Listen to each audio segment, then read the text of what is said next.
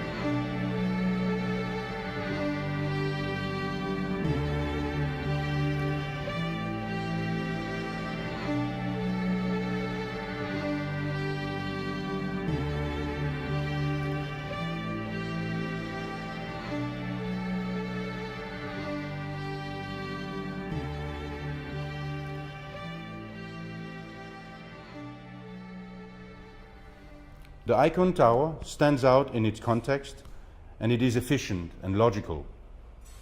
But it also has to relate to the Filipino culture. And I think one way to relate to people is by connecting and by continuing existing parts of their culture. We encountered the cone well before the site demanded it from us, in Filipino nature. An existing icon of the Philippines is the perfect cone of Mount Mayon, a majestic volcano rising in the outskirts of Manila. A pure and strong form reaching for the sky. We want to reproduce these qualities in ICONE Tower. Another major existing icon of the Philippines is the Bahay Kubo, the archetype of Philippine architecture. The famous Filipino architect, Bobby Manosa, showed it in his work that we can adapt the wisdom found in traditions to contemporary designs. The Bahay Kubo is a pyramidal form divided in 3 layers. The ICONE Tower adapts this idea to another scale. We have reinterpreted the silong for the base of the ICONE Tower to offer a grand covered public space. It is a generous gift to the local community and to the users of the tower. It will act as a new city center, a meeting point for people in the northern part of Bonifacio Global City. For the middle part, ICONE Tower should become an exemplary workspace with comfortable daylight, generous social spaces, access to green terraces, and atriums for larger tenants. As for the top, in our project, we make it accessible to the public as well. As an observatory located in a unique, spectacular, and spiritual space comparable to cathedrals. Manila needs a vantage point that is truly accessible to public, to laymen. The mini sky lounges and restaurants already located in the top of 5-star hotels in Manila are not destined for the broad public. ICONE Tower will offer this space to the citizens and to the tourists.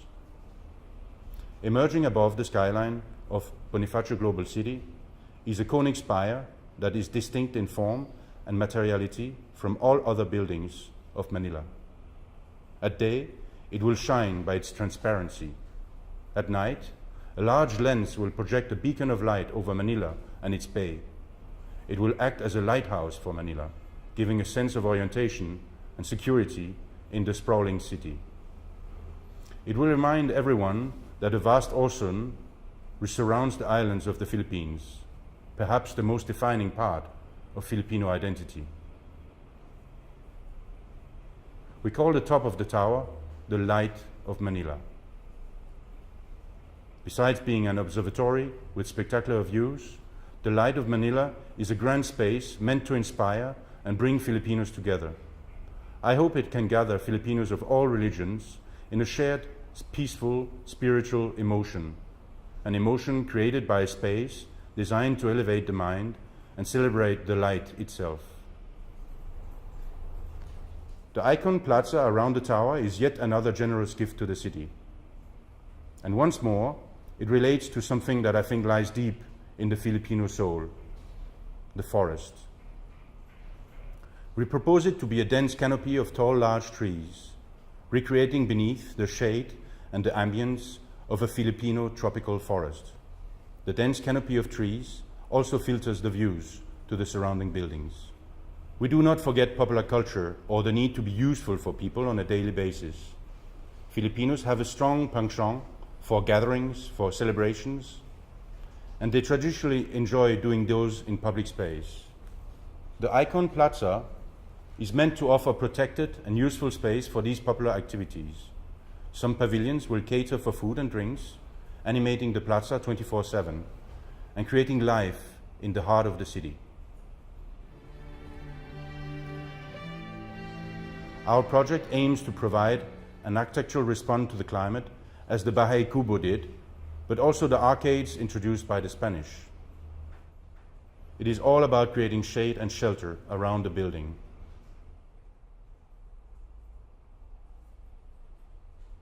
And the facades need sun protection too.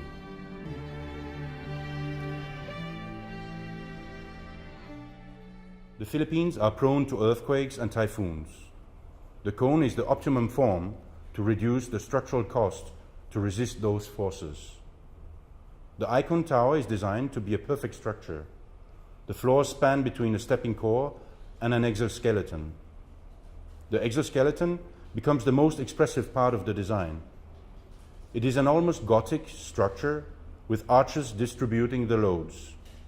It has a very vertical expression that intensifies the celestial effect of the skyscraper, just as in cathedrals. Then there is the question of the durability of the design. The pipeline of tall buildings in Manila is full of eye-catching designs. However, true icons have to be both eye-catching and timeless.